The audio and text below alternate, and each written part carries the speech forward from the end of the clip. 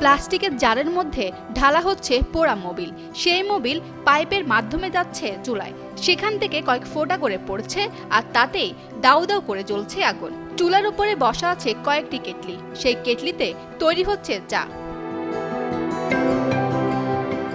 পোড়া মোবিলকে কাজে লাগিয়ে জ্বালানি শক্তিতে রূপান্তর করায় বিষয়টি সবার নজর কেড়েছে, যা দেখে চা প্রেমীরাও অনেকটা অবাক হয়েছেন। দ্রব্যমূল্যের ঊর্ধ্বগতির বাজারে দিনে দিনে গ্যাসের দাম যেখানে বৃদ্ধি পেয়ে চলছে, তাতে অনেকটা হিমশিম খেতে হচ্ছে সাধারণ মানুষকে। কিন্তু এই অভিনব পদ্ধতি যেমন পরিবেশ বান্ধব, তেমনি গ্যাসের দিক থেকে অনেক সাশ্রয়ী। সেটা একটা ভালো উদ্যোগ, কারণ আমাদের প্রাকৃতিক সম্পদ হচ্ছে গ্যাস।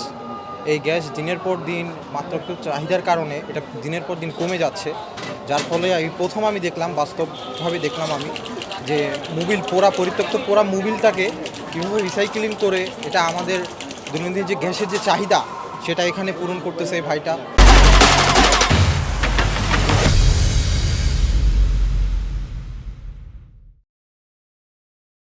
এই পোড়া মোবিল ব্যবহারের কারণে গ্যাস যথেষ্ট সাশ্রয় হচ্ছে এবং আমরা আশা করব ভবিষ্যতে এই পদ্ধতিটা যাতে আরও অনেকে অনুসরণ করে। এই চিত্র দেখা গেছে রংপুর নগরীর গ্র্যান্ড হোটেল মোড়ে রুবেল হোসেনের চায়ের দোকানে। এদিকে দোকান মালিক রুবেল হোসেন জানান, তার এক বড় ভাইয়ের সহযোগিতায় সে এমন চুলা তৈরি করেছে যেখানে একটি ছোট ব্যাটারির সাহায্যে মোটর চালিয়ে তৈরি করা হচ্ছে আগুন। আগে যেমন আমরা গ্যাস চালাইতাম, একটা গ্যাস আমাদের এক মাসে 4টা গ্যাস লাগতো, 4টা 4.5টা গ্যাস লাগতো।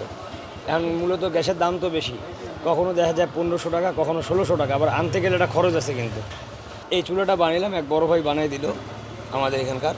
তো বানিয়ে দেওয়ার পর দেখতেছি যে 2.5 লিটারে আমি সকাল 8টার দিকে চালু করি আর রাত 11টার দিকে বন্ধ করি।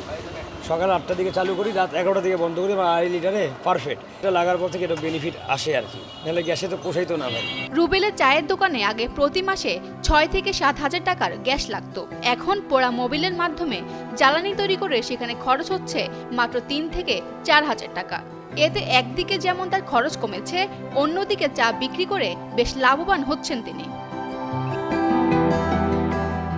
রংপুর থেকে খুশবু হাসান রনির পাঠানো তথ্যচিত্রে ডেস্ক রিপোর্ট, ফারজানা আমিন, কালের কণ্ঠ।